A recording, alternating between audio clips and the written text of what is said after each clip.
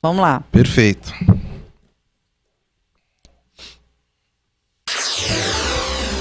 Você acompanha Jornal da Rede Alesp. Voltamos com o Jornal da Rede Alesp. Seguimos com mais informações aqui do Legislativo Paulista, do Brasil e do mundo. O deputado Enio Tato, do PT, assinou uma emenda ao orçamento no valor de R$114 mil para a Associação Instituto das Irmãs Missionárias da Imaculada Rainha da Paz da cidade de Hortolândia, para aquisição de um micro-ônibus e aperfeiçoamento de seu trabalho social. A Casa Betânia da Paz é uma instituição social católica sem fins econômicos e lucrativos, que há 25 anos promove atividades para crianças e adolescentes do sexo feminino de 6 a 15 anos, além de seus familiares em situação de vulnerabilidade social e econômica. Atualmente, a entidade atende 100 crianças e adolescentes e contribui também para a prevenção e enfrentamento do abuso e da exploração sexual de crianças, adolescentes e mulheres. Jornal da Rede Alesp.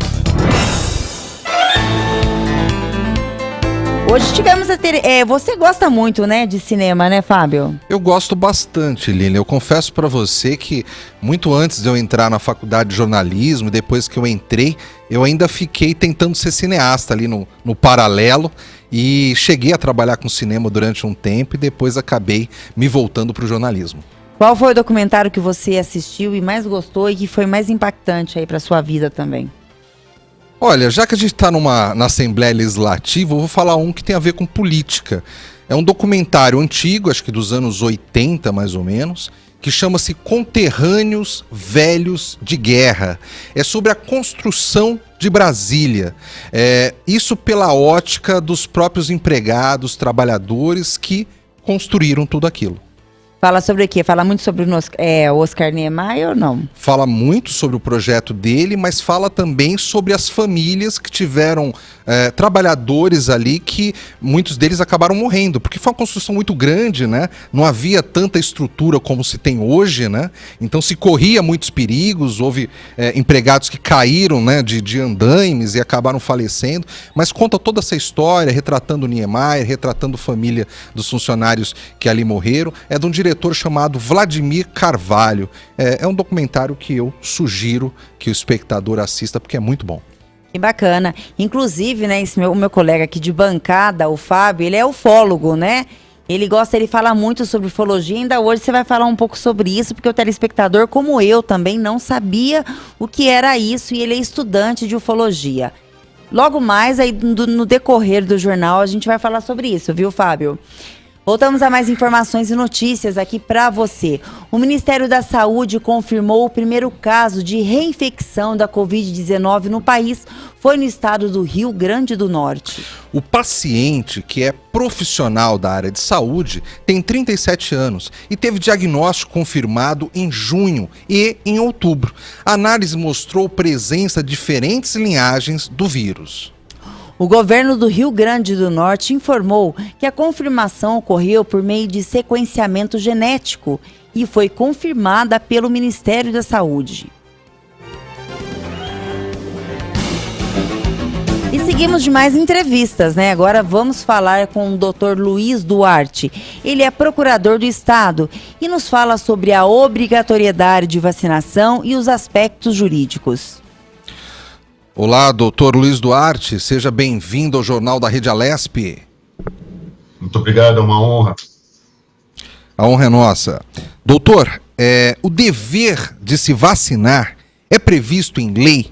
Caso seja, o Estado pode mover ação contra alguém que se recuse a passar pela vacinação? A obrigatoriedade de imunizantes, de vacinas, soros, isso existe há mais de 25 anos. Desde a criação do Programa Nacional de Imunização, ficou estabelecido que caberia à autoridade sanitária maior, no caso, falando do ministro da Saúde, de elencar aqueles imunizantes que seriam de aplicação obrigatória à população. Isso, todavia, não quer dizer que o Estado possa, de alguma maneira, obrigar o cidadão no sentido de alguma forma, prender ou levá-lo a um posto de saúde para aplicação do imunizante contra a sua vontade. Isso efetivamente não se dá. O que se faz é a mesma coisa em termos de eleição. Vamos tomar esse exemplo. O voto é obrigatório. Todavia, se a pessoa não exercê-lo, não é por isso que o Estado vai à residência do cidadão para compeli-lo a comparecer a uma zona eleitoral. Então, vão existir, obviamente, sanções administrativas, possivelmente infrações sanitárias, mas nessa medida apenas. Doutor, bom dia, quem fala é a Lília, muito obrigada por estar aqui no nosso Jornal da Rede Alesp, trazendo bastante informações de utilidade pública para o telespectador. Doutor, acho que durante esse tempo, nessa discussão, se não deve, se é uso obrigatório ou não da vacina, qual foi a decisão do Supremo Tribunal Federal em relação a esse assunto?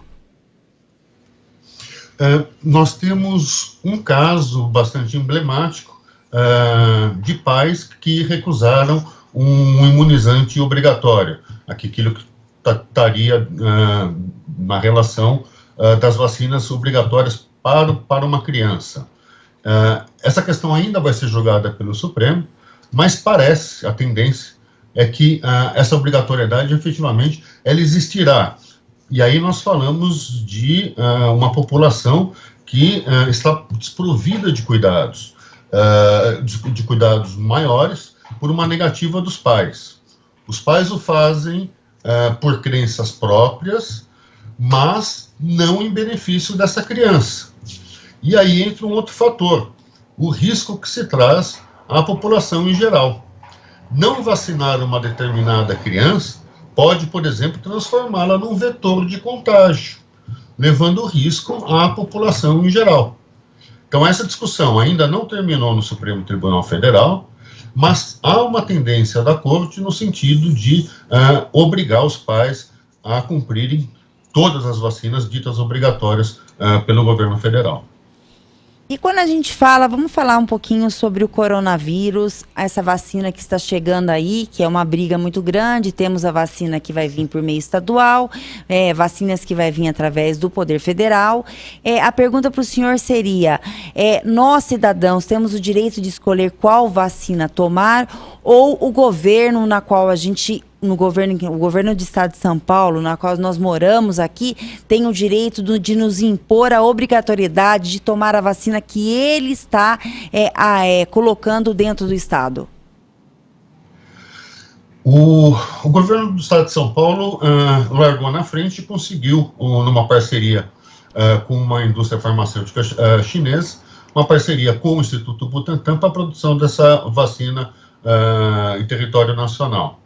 O que se tem em termos de imunização no âmbito federal é algo que chega quase a zero. Nós temos algumas cartas de intenções que são encaminhadas pelo Ministério da Saúde às várias indústrias farmacêuticas que estão produzindo vacina, mas não temos nada de definitivo ainda. O fato é, nenhuma vacina existe ainda em território nacional. Existem candidatas que vão ainda ter que recorrer à Anvisa para obter registro, ou ainda o registro emergencial para uma vacinação pontual. Mas aí sempre essa obrigatoriedade se põe como dito anteriormente. Ela nunca é para compelir fisicamente o cidadão a tomar essa vacina, né? Doutor, não sei se foi claro. Sim, doutor. Doutor Luiz, eu tenho uma curiosidade que existe uma polêmica aí que vem ganhando um pouco de força aí nos últimos dias em relação ao fato de já existir uma vacina no Reino Unido.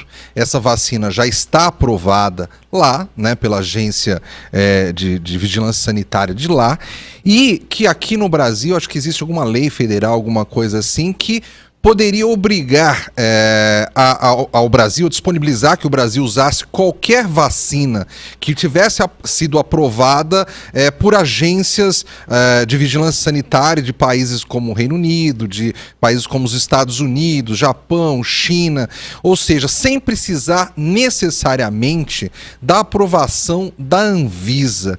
O senhor acha que isso faz sentido? O senhor acha que uma aprovação por um órgão de credibilidade internacional poderia substituir a aprovação da Agência Nacional de Vigilância Sanitária, ou uma coisa, outra coisa? Eu diria que uma coisa, outra coisa. Então, vamos dar um passo atrás e lembrar que nós temos uma lei de fevereiro último desse ano, é a Lei 13.979, sofreu já uma série de modificações, pelo menos 6 outras leis a modificaram seu texto original. Mas o que está previsto nessa lei é a possibilidade de uma concessão, uma autorização emergencial distinta do registro natural de medicamentos perante a Anvisa, aonde a autoridade sanitária poderia autorizar uma vacina, um imunizante, de uma forma muito pontual para determinada parcela da população, previamente indicada, isso por uma situação de emergência. E como isso ocorre? Eu posso averiguar perante as agências sanitárias dos Estados Unidos, Europa, Japão e China, são as 4 listadas. Se elas tiverem previamente registrado esse imunizante, eu daria 72 horas para que a Anvisa se manifestasse no sentido de aquecer também com esse atendimento emergencial ou não. O silêncio da Anvisa corresponderia, então, com uma aquiescência. Isso importa que, se isso ocorrer, nós vamos ter uma quantidade de imunizantes pré-determinada por uma faixa de população pré-estabelecida numa situação dita emergencial. Isso não se confunde com o registro do medicamento, da vacina, perante a Anvisa, o registro regular, aonde eu inseriria depois essa vacina dentro do Programa Nacional de Imunização, tornando obrigatória aí para todos, né, no território nacional.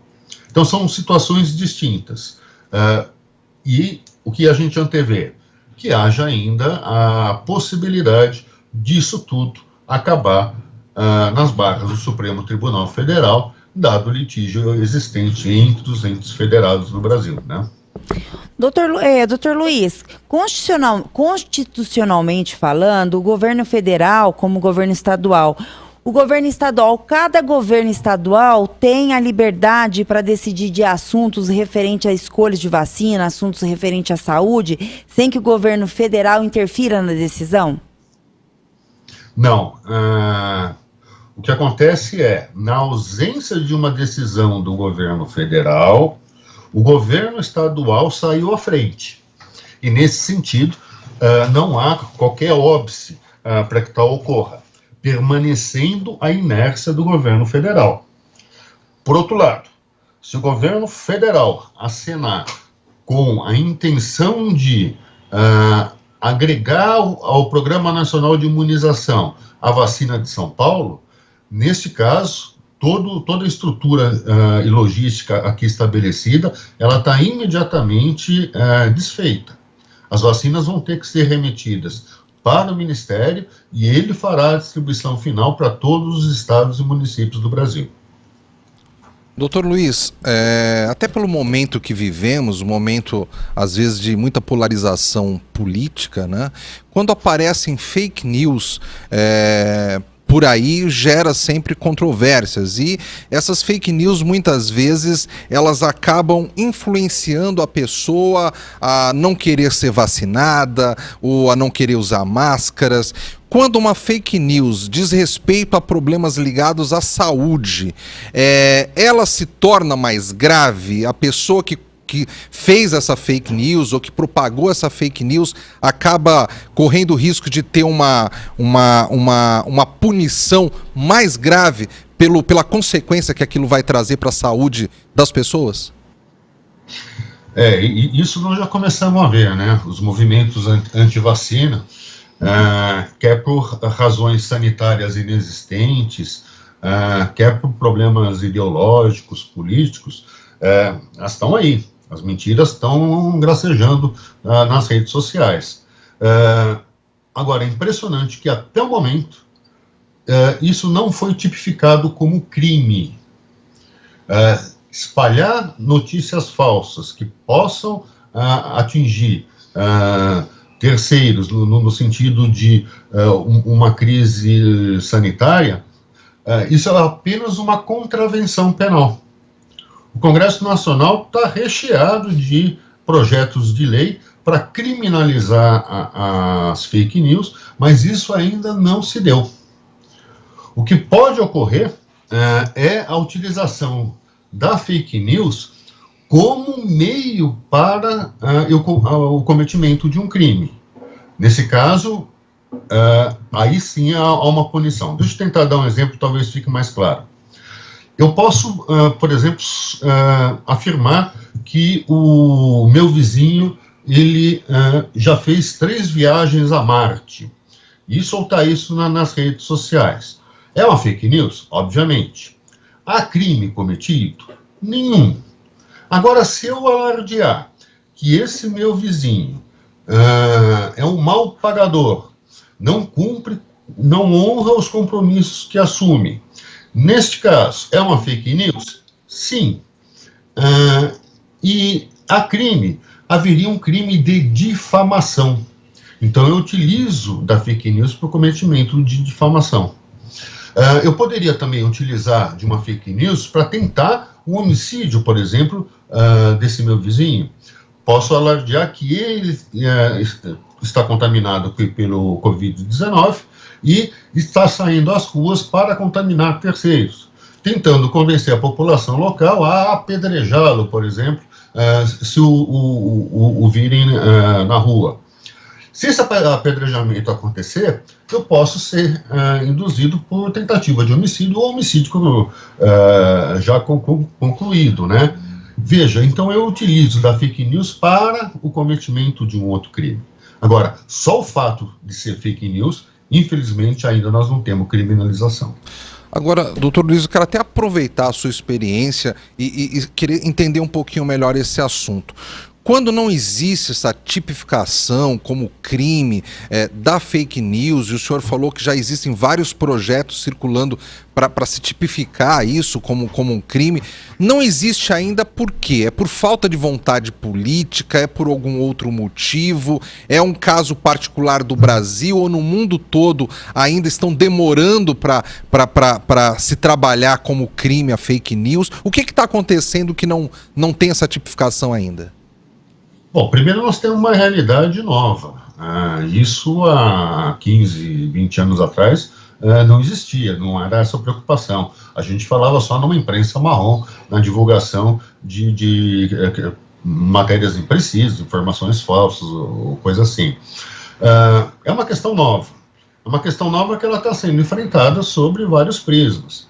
Nós temos uma CPI criada por conta de investigações de uso de fake news para um viés político, uma finalidade meramente política. No Supremo Tribunal Federal também há um inquérito, salvo engano, sob relatoria do ministro... Não me lembro. Bom, mas de toda forma, é uma questão pungente também, que está sendo tratada, mas sempre sobre o viés político. O que nós estamos esperando é o Congresso elencar isso como uma prioridade e colocar o texto em votação. Apenas isso. Doutor, voltando para a vacina, o indivíduo que não está no grupo de risco e ele pode impetrar algum mandato de segurança solicitando que ele entre na frente para tomar a vacina ou não? Veja, o direito de ação, ele é constitucionalmente assegurado e permite a todo cidadão ingressar com qualquer pretensão perante o judiciário. Então, eu não posso evitar o surgimento dessas ações. E, obviamente, que elas vão surgir, eu não tenho dúvida. Alguns grupos já estão acenando com a necessidade deles próprios serem priorizados com isso. Então, eu não descarto a possibilidade da existência dessas ações. A questão de fundo é saber se isso tem alguma pertinência. Se a pessoa quer um privilégio, porque ela se acha diferente das demais, porque ela é mais bonita, porque ela tem mais dinheiro, obviamente que é um pleito sem consistência nenhuma, porque não tem uma diferenciação que leve ela a ser priorizada. A questão de fundo vai ser, talvez alguém movimente a máquina do judiciário, ingressando com uma demanda qualquer, mas com uma questão sanitária. Aí sim valeria a pena tentar discutir. Será que eu não estou, de alguma forma, deixando de priorizar um grupo que mereceria uma atenção especial? São questões que vão surgir, naturalmente vão surgir. Principalmente porque nós não vamos ter imunizantes para todos. Nós vamos ter que priorizar. Se essa priorização for por questões sanitárias, não há por que o judiciário rever isso de uma forma pontual. Mas, obviamente, as ações vão surgir, sim, em quantidade. Doutor Luiz, eu fico escutando o senhor falando, a gente fazendo aqui essa análise a respeito de problemas derivados da pandemia, de vacinação, e me veio uma curiosidade na cabeça aqui. Muito antes da pandemia, dependendo do país que a gente vai visitar, a gente precisa ter um certificado ali de vacinação, às vezes de febre amarela, às vezes de um outro tipo, para poder conseguir sair do Brasil e entrar num outro país.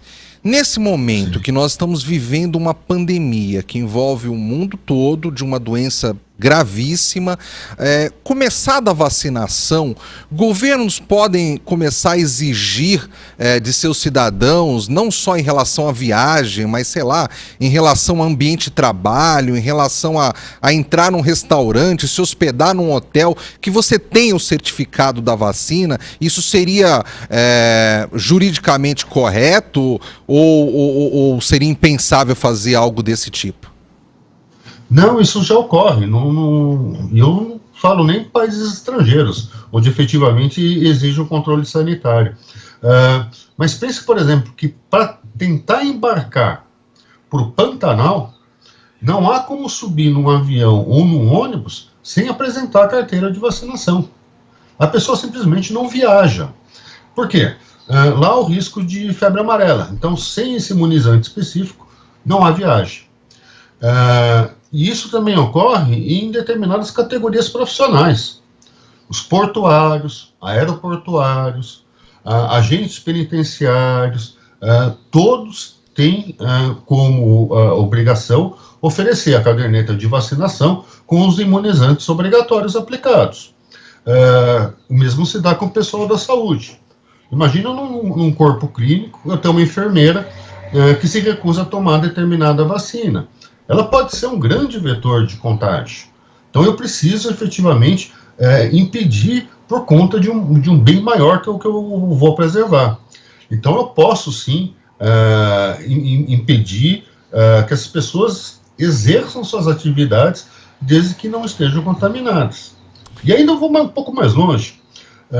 O ECA, por exemplo, estabelece que as crianças, para serem matriculadas em escolas, têm que apresentar também uma carteira com vacinação de imunizantes obrigatórios mínimos. Sem isso, não há como frequentar um ambiente escolar. E a coisa se estende para vários desses tipos de exemplo. Então, esse tipo de restrição, ele ocorre sim, há muito tempo no Brasil, isso não é novidade, e não há porquê as autoridades sanitárias imporem outras restrições novas principalmente num momento de pandemia, né, de crise sanitária gravíssima, né. E o Jornal da Rede Alesp falou agora com o Dr. Luiz Duarte, que é procurador do Estado. Muito obrigado pela entrevista, doutor, e tenha um bom dia. Eu agradeço, uma boa tarde a todos. Boa tarde, bom trabalho. Obrigado. Bom dia, né, Fábio? Exatamente, bom dia, bom trabalho. Vamos a mais informações para você, o jornal recheado de informações. A Constrói Limitada, que foi a empresa que venceu o processo de licitação do Departamento de Estradas de Rodagem, o DER, vinculados também com a Secretaria do Estado de Logística e Transportes, para a implantação da ponte sobre o Rio do Peixe, paralela à existente Ponte dos Arcos, no quilômetro 163,8 do SP-360, que é a rodovia Engenheiro Geraldo Mantovani, em Lindóia. De acordo com o deputado Edmir Chedir, do Democratas, responsável pela reivindicação da ponte ao governo estadual, o investimento total no município poderá chegar a 3 milhões de reais, valor 17% menor ao previsto no início do processo de licitação. A redução representa a preocupação do governo estadual com os investimentos públicos, o que o parlamentar considera fundamental. A empresa terá 8 meses para execução da obra, conforme o processo de licitação.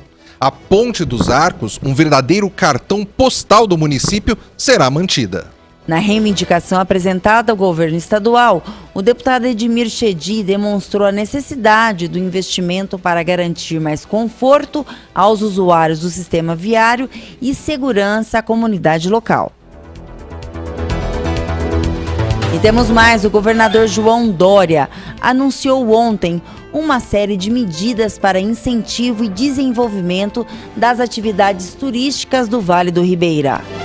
As ações executadas pela Secretaria de Turismo têm como objetivo valorizar os potenciais turístico, ambiental e cultural da região. Elas fazem parte do programa Vale do Futuro, lançado na atual gestão para promover uma transformação econômica e social na região. O governador fez os anúncios durante visita ao município de Registro. Durante a participação no evento Turismo e Gastronomia no Vale do Futuro, o governador lançou o guia virtual das rotas turísticas do Vale do Ribeira, que traz indicação de 40 estabelecimentos georreferenciados e conectados, disponíveis para acesso imediato para quem deseja visitar a região. O guia oferece rotas para os turistas que desejam conhecer a produção local nas propriedades rurais, além de roteiros com foco no turismo náutico, de aventura, de cicloturismo, natureza, arte, cultura e história na região. O link poderá ser acessado no site da Secretaria de Turismo do Estado e das prefeituras dos municípios abrangidos, podendo ser compartilhado inclusive em redes sociais. Durante o evento, João Dória também anunciou a conclusão dos 4 planos arquitetônicos do projeto Rotas Cênicas, que tem como missão transformar algumas das principais rodovias do estado em atrativos turísticos. As rotas cênicas foram mapeadas em toda a sua extensão para receber mirantes, paradouros, observatórios e passarelas em pontos estratégicos de contemplação, valorizando os principais eixos rodoviários do Vale do Ribeira e de outras 3 regiões turísticas do estado, que é Mantiqueira, Circuito das Águas e Litoral Norte. Jornal da Rede Alesp. Com muita informação, vamos a um giro de repórteres via Skype. Quem fala com a gente agora é a repórter Melissa Araújo. Seja bem-vinda, Melissa. Olá, como vocês estão? Bom dia, Melissa, tudo bem? Quais são as informações que você traz para a gente agora? Bom dia para você, Lilian, bom dia, Fábio. Bom dia. Eu trago para vocês a informação das CPIs que a gente teve na casa. Eu vou fazer aqui uma retrospectiva dessas CPIs que foram importantes para o andamento da casa, foram diferentes, afinal de contas, esse ano foi tudo em ambiente virtual, é a primeira vez que as CPIs acontecem nessas condições e transcorreram muito bem, de acordo com as condições que os deputados tiveram. Os trabalhos andaram e a gente teve importantes análises, né, investigações aí em áreas diferentes. O regimento interno da casa determina que tenham 5 CPIs em funcionamento na casa ao mesmo tempo. E aí a gente teve ao longo desse ano as CPIs da segurança nos alojamentos dos clubes desportivos, a CPI do transporte escolar, a CPI da violência sexual contra estudantes de ensino superior, a CPI das fake news relativa às eleições de 2018 e a CPI das quarteirizações. Então, vou falar um pouquinho para vocês de cada uma delas, porque foram super importantes aqui pra gente. A CPI da segurança dos alojamentos dos clubes desportivos, ela foi motivada pelo incidente que teve no CT do Flamengo, e o objetivo dos deputados foi analisar quais as condições que a molecada fica nos clubes de São Paulo e se essas condições estão adequadas e que não expõem a vida das pessoas. A gente lembra que muitas vezes esses meninos ficam lá longe das famílias. Eu digo meninos porque a maioria deles são meninos. Ficam longe da família. Então, quer dizer, você tá ali achando que o seu filho tá seguro e de repente acontece uma tragédia como a que a gente viu acontecer no Rio de Janeiro. Então, a CPI foi motivada por isso e preocupada com essa questão. Outra CPI importante que a gente teve aqui no ano de 2020 foi a CPI do transporte escolar. Ela quis elaborar aí normas de segurança para que o transporte escolar ocorra, se os veículos são de propriedade individual ou coletiva, e trazer aí, como eu falei antes, normas para que esse transporte também seja oferecido de uma maneira segura para todo mundo. Também a mesma coisa, você contrata um transporte escolar para o seu filho e deixa ali, confia a alguém a vida da sua criança. Então, quer dizer, os deputados observaram que esse é algo que precisava ter um olhar um pouco mais cuidadoso para que fosse mais seguro a relação entre o transporte e o transportado, digamos assim.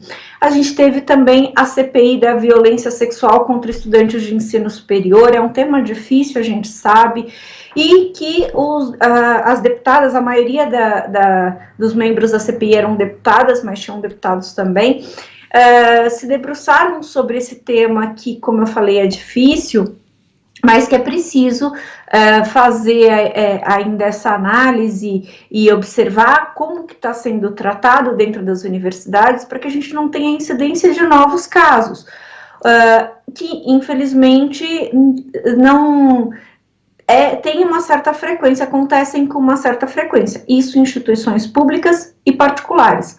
Algumas dessas instituições já adotam medidas de precaução, outras ainda não, e foi isso que foi dito no relatório final da CPI.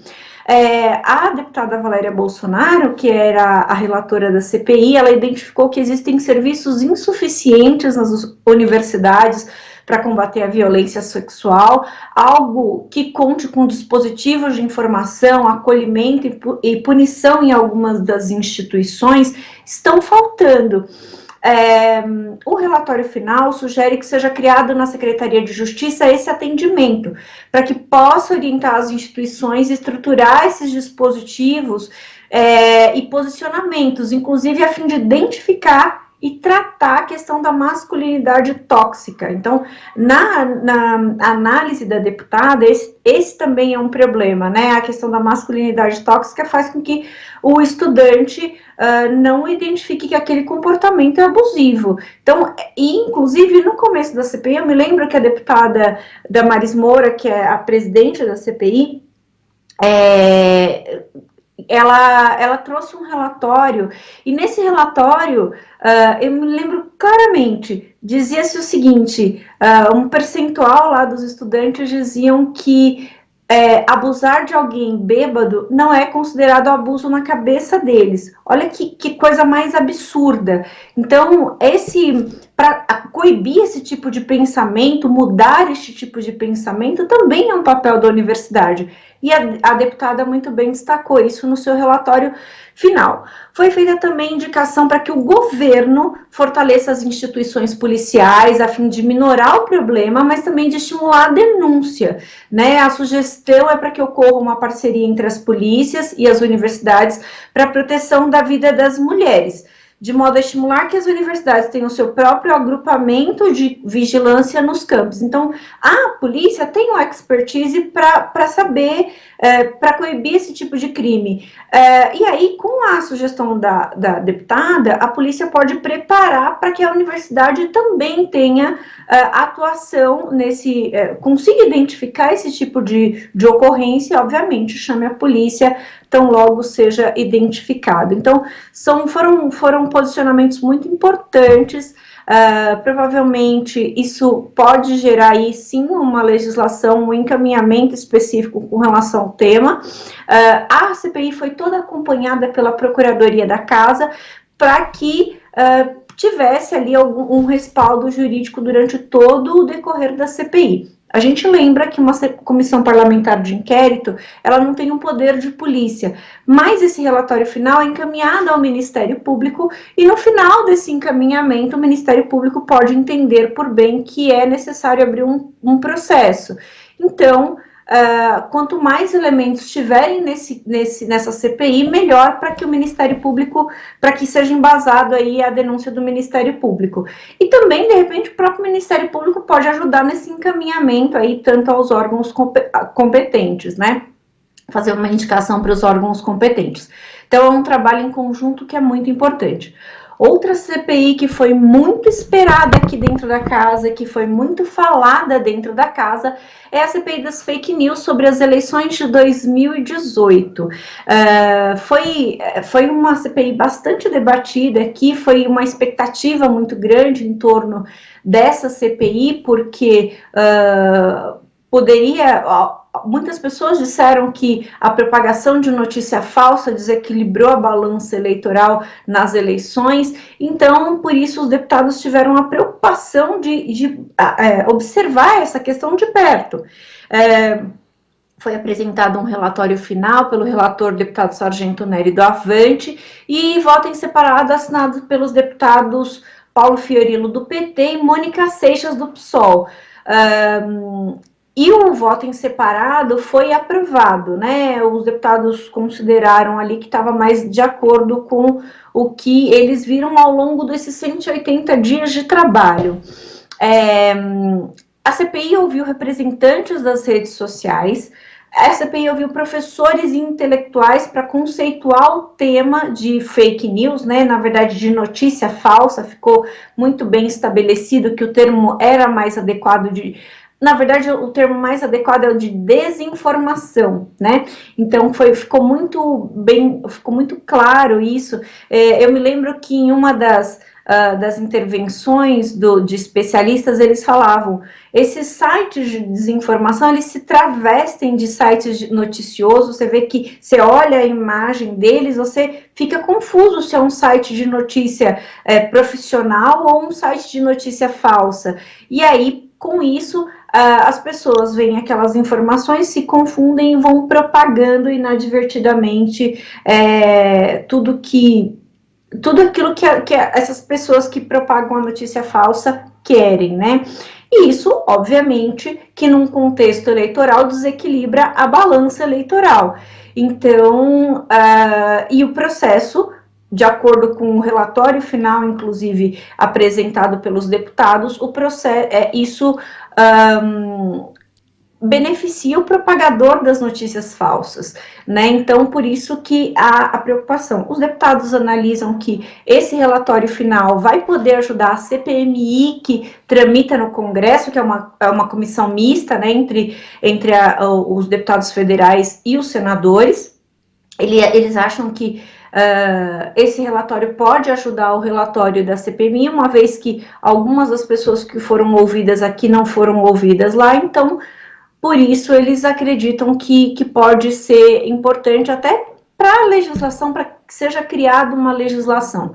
Todos os parlamentares se preocupam, eu falei isso isoladamente com alguns dos parlamentares, sobre essa questão de criar uma legislação que coíba as fake news.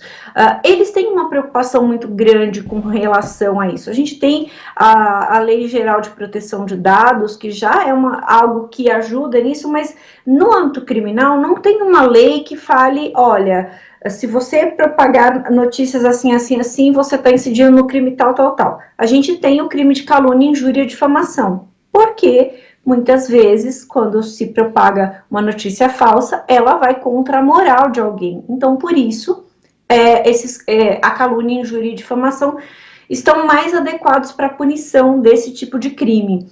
Mas não há nenhum tipo de dispositivo que torne isso mais severo. Por exemplo, alguém fala que, sei lá, chá de chuchu vai curar o coronavírus. É uma notícia falsa isso. Mas alguém propaga isso de uma maneira criminosa. E as pessoas acreditam, porque as pessoas querem se curar do problema. E aí, qual que é a punição?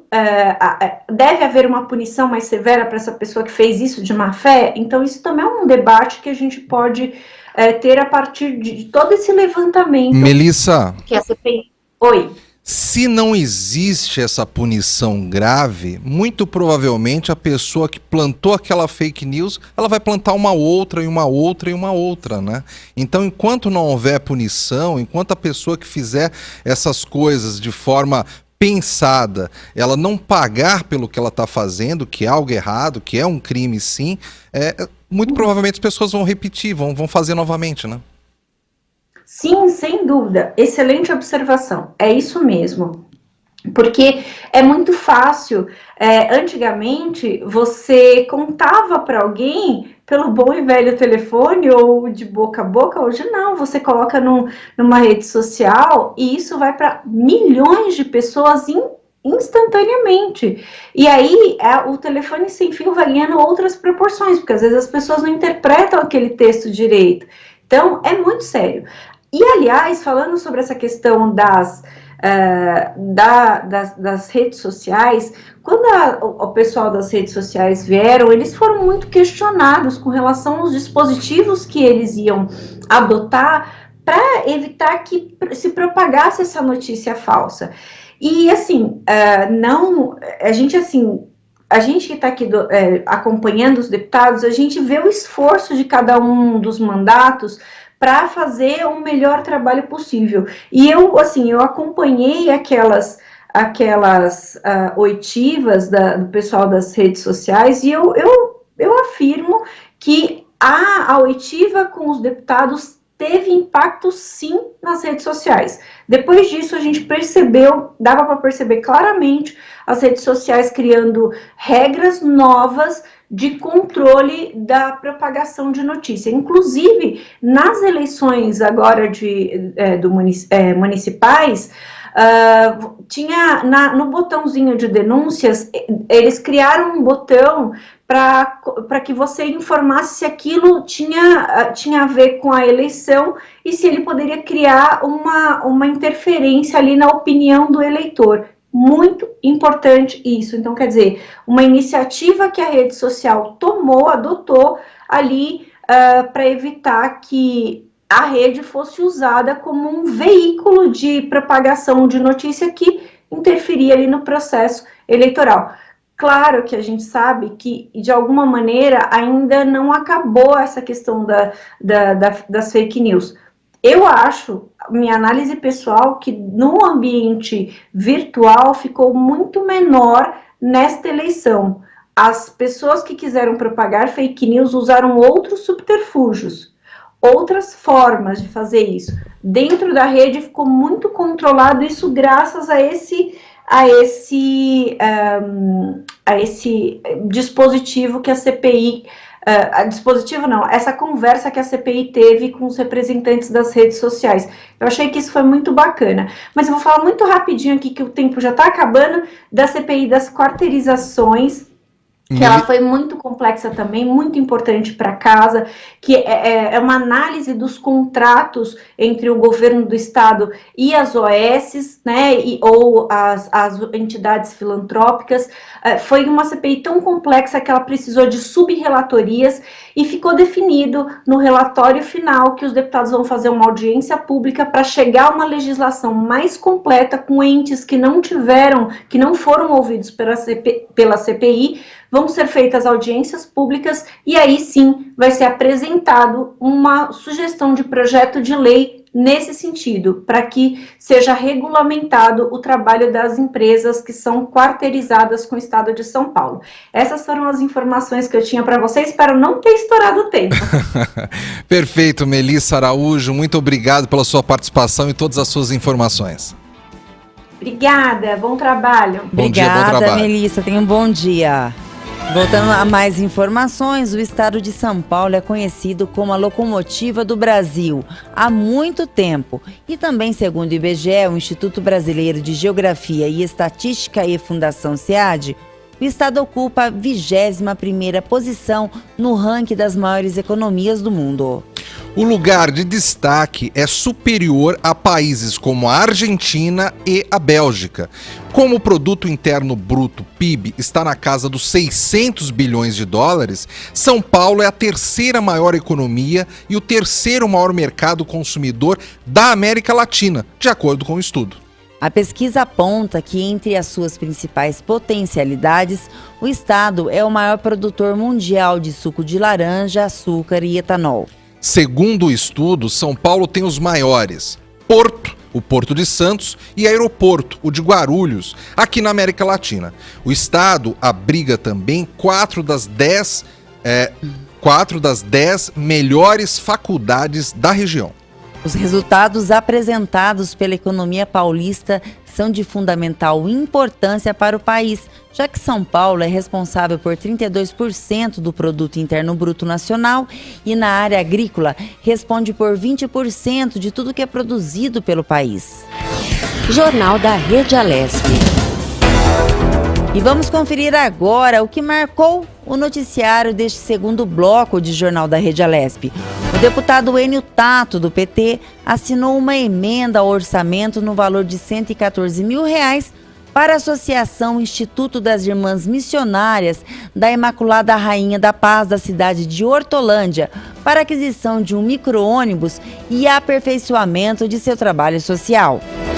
A Casa Betânia da Paz é uma instituição social católica sem fins lucrativos, sem fins econômicos e lucrativos, que há 25 anos promove atividades para crianças e adolescentes do sexo feminino, entre 6 e 15 anos de idade, além de seus familiares em situação de vulnerabilidade social e econômica. Jornal da Rede Alesp.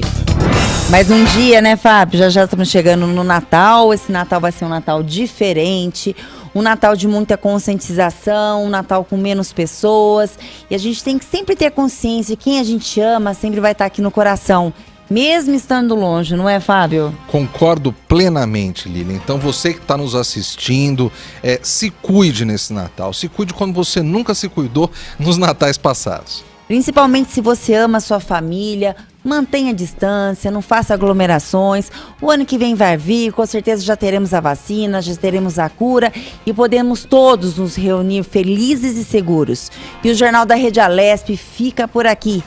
Só lembrando, se você quer dar a sua sugestão sobre algum tema ou assunto, liga pra gente no nosso WhatsApp e o número 11 992325950 e deixa lá a sua mensagem. Outra coisa muito importante, mantenha os cuidados de distanciamento e prevenção contra o coronavírus. E por hoje é só, tenham um bom dia e fiquem com Deus.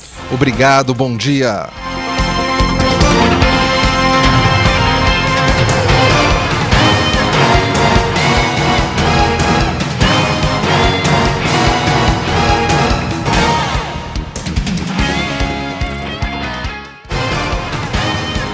Você acompanhou Jornal da Rede Alesp.